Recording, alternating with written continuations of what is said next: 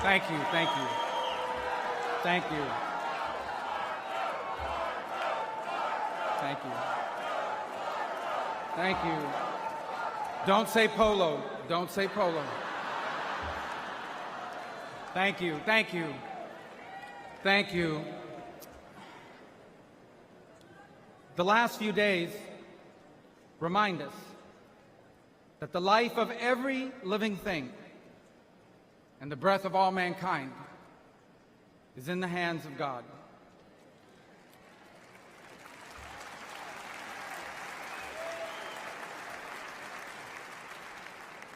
We were brought to the precipice of the abyss, and by the hand of God, reminded of what truly matters in our lives and in our country. This thing we do called politics, it matters. It's not unimportant. But it is our people who must always matter the most in everything we do.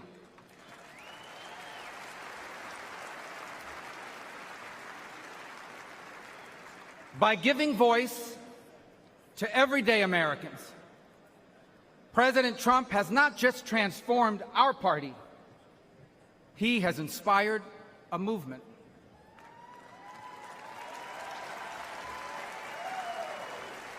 A movement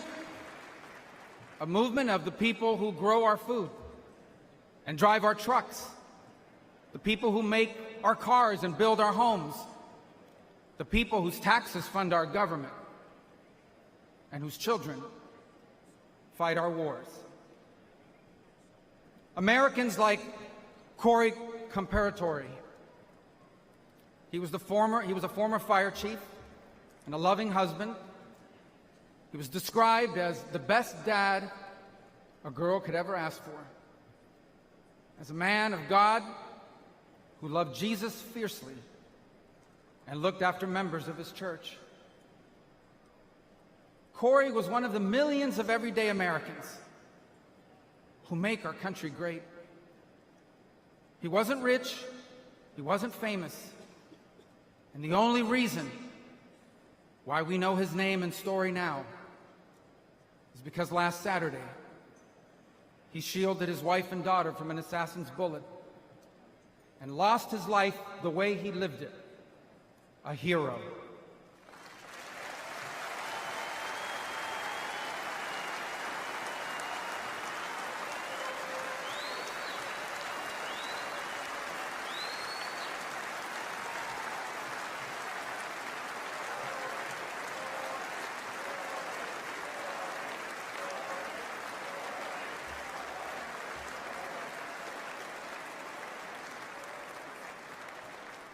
For those still wondering who are in the press and many watching at home, these are the Americans who wear the red hats and wait for hours under a blazing sun to hear Trump speak. And what they want, what they ask for, it is not hateful or extreme.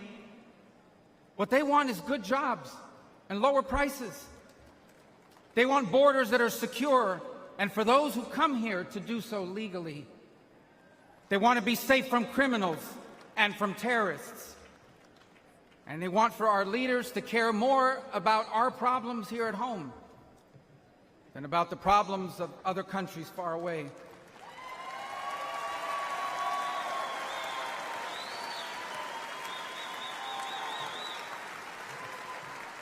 There is absolutely nothing dangerous or anything divisive about putting Americans first.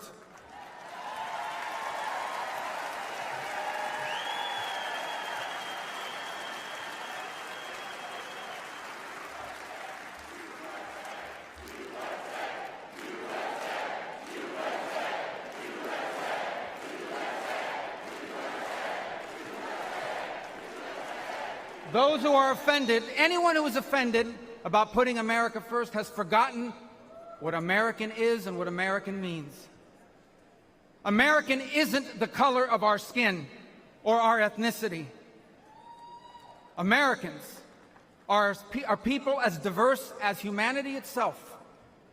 But out of many, we are one Because as the life story of our next Vice President, J.D. Vance, reminds us, we are all descendants of ordinary people who achieved extraordinary things.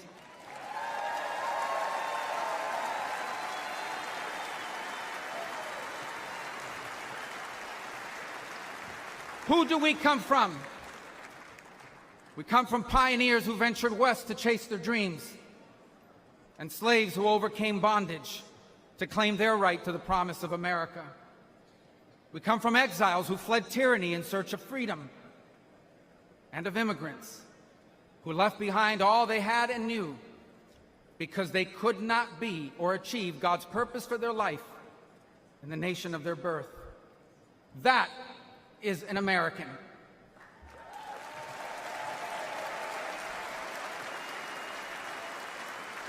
And putting Americans first must be what this election is about. When President Trump was in the White House, Americans had more money and lower prices. Our borders were secure and our laws were enforced. Iran was broke, the Taliban stopped killing Americans, and Putin didn't invade anyone.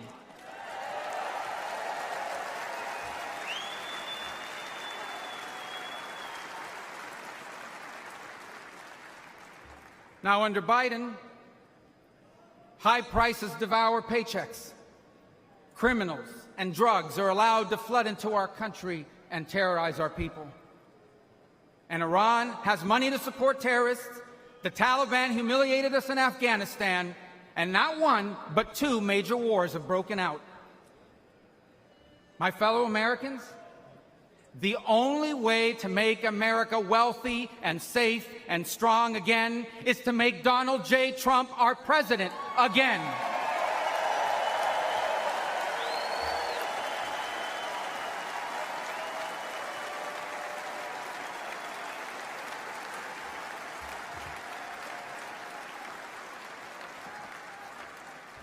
Our country has been injured by the bad decisions of weak leaders. But now, though bloodied by our wounds, we must stand up and we must fight. Fight not with violence or destruction, but with our voices and our votes. Fight not against each other, but for the hopes and dreams we share in common and make us one.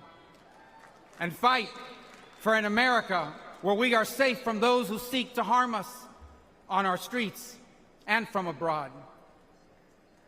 And we will not be alone in this fight. For leading us in this fight will be a man who, although wounded and facing danger, he stood up and raised his fist and reminded us that our people and our country are always worth fighting for.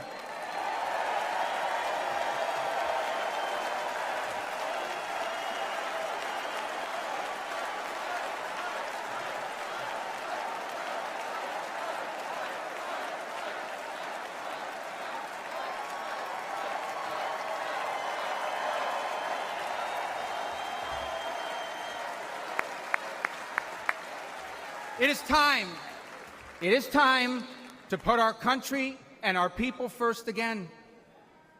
And if we do, together, we will make our people wealthy again. If we do, together, we will make our country safe again.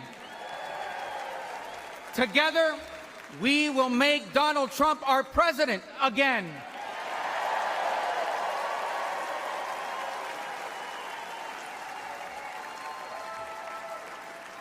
And together, we will not just make America great again. We will make America greater than it has ever been. Thank you. God bless